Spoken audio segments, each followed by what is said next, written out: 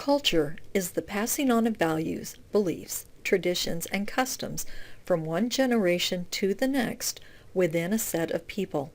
While our first thought of culture involves family, it goes beyond that. Sets of people that exist over time develop cultures, similarities between those in the groups. These cultural patterns develop our sense of identity. There are some common aspects that make up a culture. Power distance is the degree to which members of a society accept an unequal distribution of power among members. Some cultures see their members as equal in value despite apparent differences in wealth, power, and education. The distinction between those of value and those of lesser value is more pronounced in some cultures. In low power distance cultures, it is acceptable to call the boss by their first name. In a high power distance culture, that is unlikely to happen. High power distance cultures will follow a "because I said so" doctrine, but low power distance cultures are more likely to include others in decision making. It is usually acceptable to question decisions in a low power distance society, but almost unthinkable in higher power distance cultures. Traditionally, the United States, the Netherlands, and Canada are low power distance, while Malaysia, Korea, and Russia are considered high power distance. Individualism is found in societies where people value self-reliance. Their identity is more likely to come from what they do.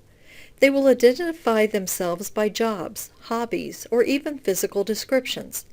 These are the descriptions that separate them from others. Collectivism promotes a feeling of loyalty or obligation to the group. Members are expected to look after the culture first and then themselves. Collectivistic cultures are those where members identify themselves by their place in the family or the organization.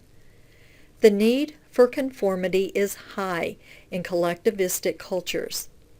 The United States, Canada, and Great Britain are rated as individualistic cultures, while Pakistan, Indonesia, and Ecuador are considered collectivistic. In some cultures, uncertainty and ambiguity are seen as painful and something to be avoided at all cost, while other cultures seem to find uncertainty and ambiguity quite tolerable and sometimes even pleasurable.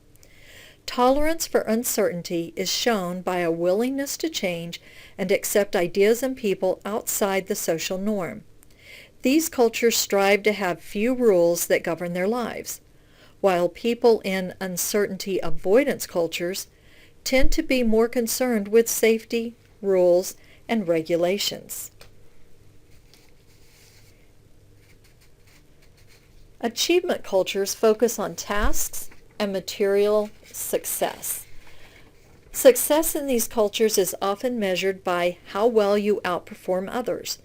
Nurturing cultures, on the other hand, focus on helping others and building relationships. Their success is measured in helping the less capable feel more valued. The U.S. is considered a somewhat achieving society, while the Netherlands and Asian and Latin countries tend to be moderately nurturing. Context deals with the way a culture delivers messages among its members. High context societies rely heavily on subtle cues. These are often nonverbal. They tend to hint at how they feel and the thoughts that they have to preserve harmony and not offend others.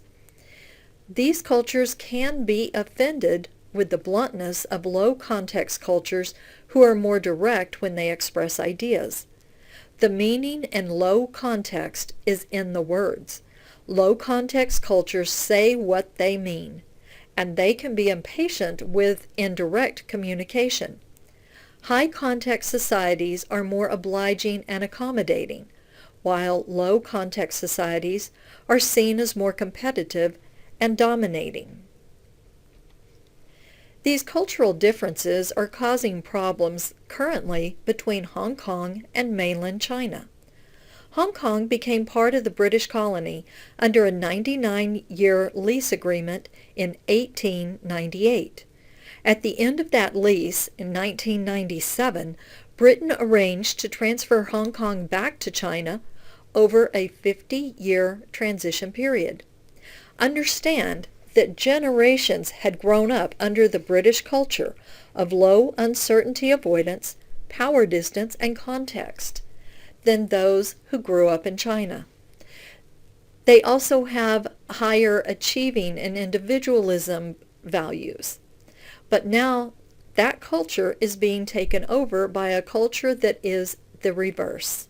To those in Hong Kong, the oversight from China may seem formal, rigid, and even oppressive.